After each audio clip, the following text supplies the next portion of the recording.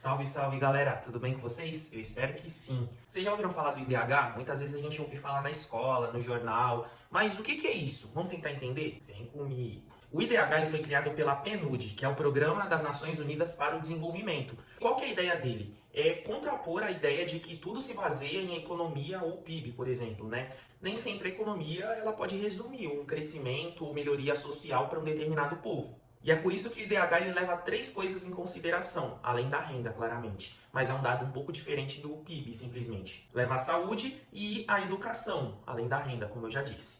O que se considera para a saúde? É se o país tem um hospital bom, se quando você vai no postinho tem uma vacina, tem um medicamento para você tomar, uma dipirona na boquinha. Não, não é isso. Porque senão os Estados Unidos já tá lá, bem lá embaixo, né? Porque nem saúde pública os caras têm.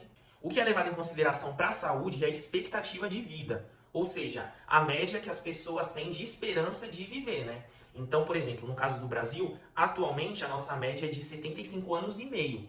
Vou pegar dois países que estão lá no topo e dois países que estão lá embaixo, que no caso é Mônaco.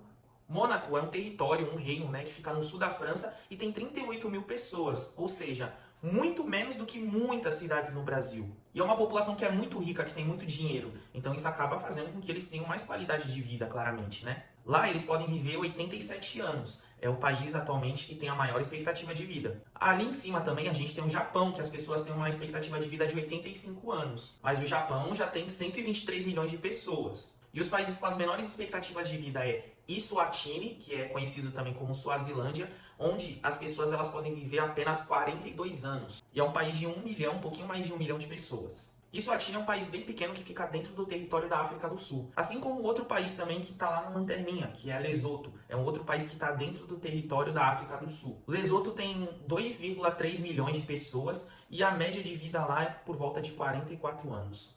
Já no dado de educação, o que é levado em consideração é a taxa de alfabetização da população, principalmente acima dos 15 anos, e também o nível de escolaridade de um determinado povo, de um determinado país. Segundo a CIA World Factbook, os países que lideram são Andorra, Coreia do Norte e alguns países que estão ligados à antiga União Soviética, né? Os países bálticos como a Lituânia, a Letônia, a Estônia, a própria Rússia, a Ucrânia. Eles estão bem próximos da alfabetização em 100%. Enquanto alguns países da África subsaariana, né, como o Níger, Chad e Sudão do Sul, eles estão bem lá embaixo. Esses três países aí têm menos de 30% da população alfabetizada. Já no Brasil, a gente tem mais ou menos 95% da população alfabetizada.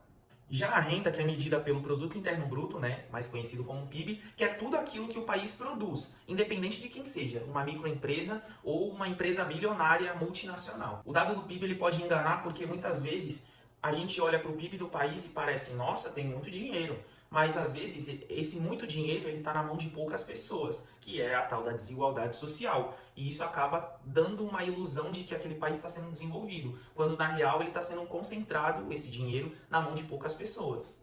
Já outro dado que é levado em consideração para a renda é a paridade do poder de compra. Ou seja, quanto que o dinheiro em cada país ele acaba rendendo, né? Se as pessoas conseguem comprar mais ou menos com aquele valor que elas recebem. Luxemburgo e Irlanda estão no topo dessa liderança, né? Principalmente porque Luxemburgo é um país minúsculo e a Irlanda também é um país pequeno com 5 milhões de habitantes. Enquanto isso, o Brasil aparece em 65º lugar nessa lista do PPC. Levando o PIB em consideração, segundo dado do FMI, né, que é o Fundo Monetário Internacional, em 2023 os Estados Unidos liderou, como vem liderando há muitos e muitos anos, com 27 trilhões de dólares. Já a China, que vem aí como vice-líder em muitos anos também, está com 17 trilhões de dólares, enquanto o Brasil está em nono lugar com um pouquinho mais de 2 trilhões de dólares.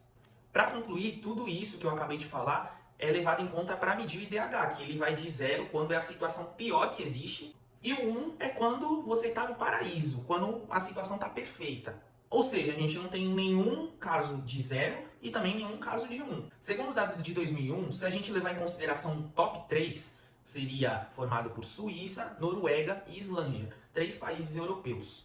Enquanto os 3 piores seriam Níger, Chad e Sudão do Sul, que ficam na África subsaariana, um território que sofreu muito com a colonização europeia. Em 2021, para concluir, o Brasil estava em 87º lugar, que é considerado alto. É isso, galera. Até a próxima. Valeu!